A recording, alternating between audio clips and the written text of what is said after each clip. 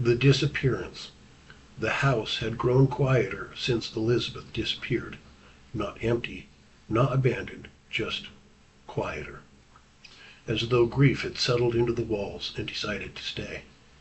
The clock still ticked, the stove still burned, the farm still demanded work whether hearts cooperated or not. But even ordinary things had begun to feel hesitant, like the house itself had forgotten how to breathe properly.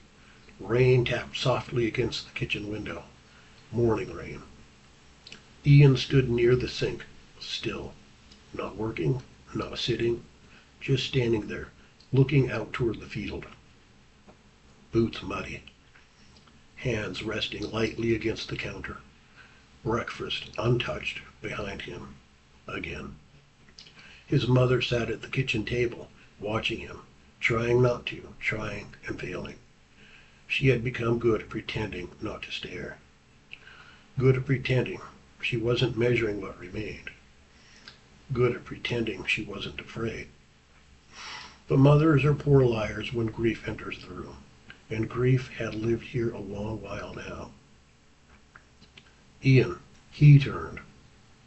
Slowly, like hearing his own name, took effort these days. Your food's cold. He glanced at the plate. Didn't move toward it. I know. His voice sounded quiet, too quiet. Not weak exactly, just farther away than it ought to have been.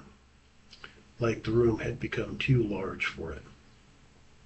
His mother looked down at her hands, then back at him.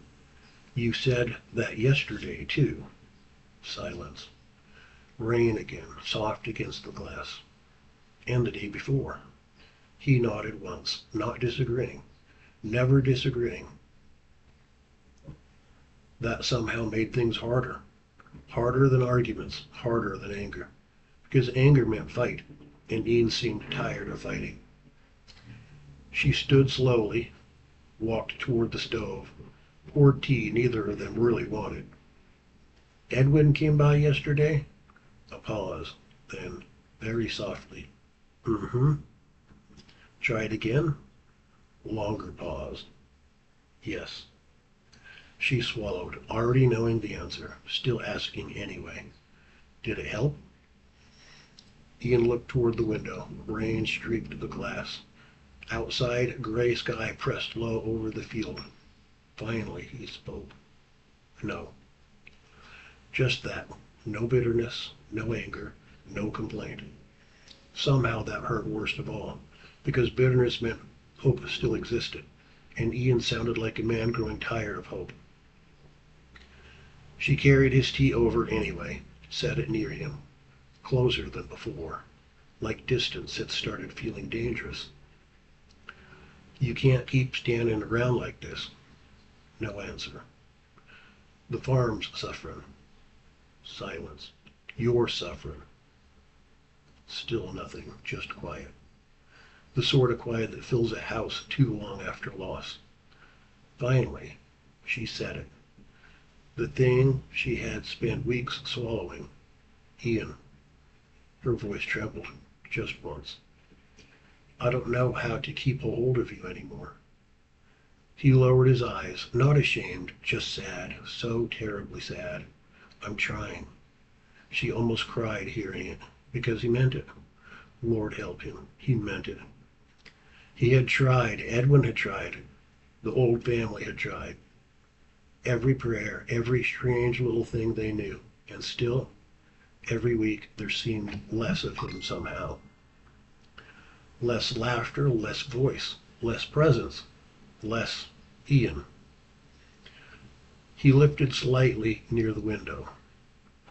He shifted slightly near the window, and for only a second, something strange caught her eye. Morning light through the glass, the faint outline of the field beyond, and for the briefest moment, she thought she could almost see the window frame through his shoulder. Not clearly, not enough to trust, just enough to frighten her. She looked away immediately. Didn't mention it. Couldn't.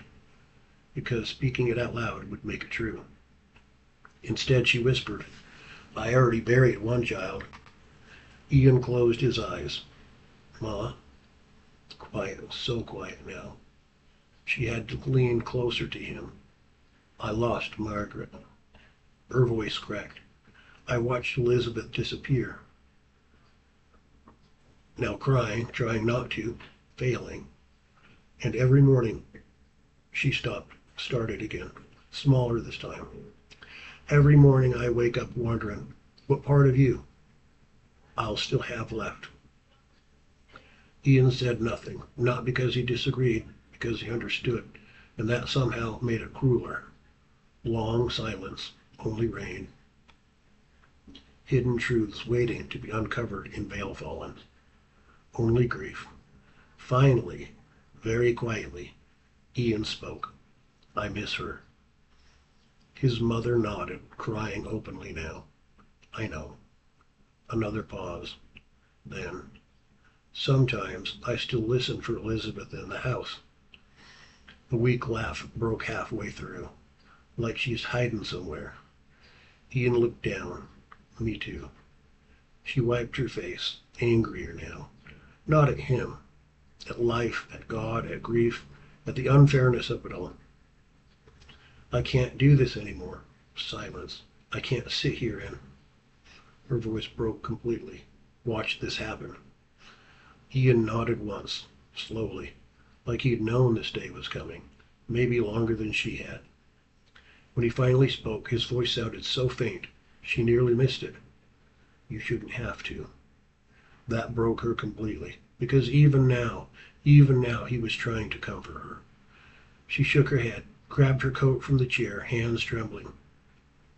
Edwin says he'll check on you. No answer. Just a small nod. At the doorway she stopped. Didn't turn around at first. Couldn't.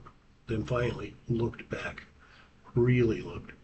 Trying to memorize what remained. Trying not to think that someday she might forget his face, or worse, fail to see him at all. Quietly, I don't know how much longer I can still find you. Long silence, then. Barely above the sound of rain. So soft she almost thought she imagined it. I'll still be here. And somehow, that only made her cry harder. She left. The door shut softly behind her. Ian stayed where he was, near the window, watching the rain fall across an empty field.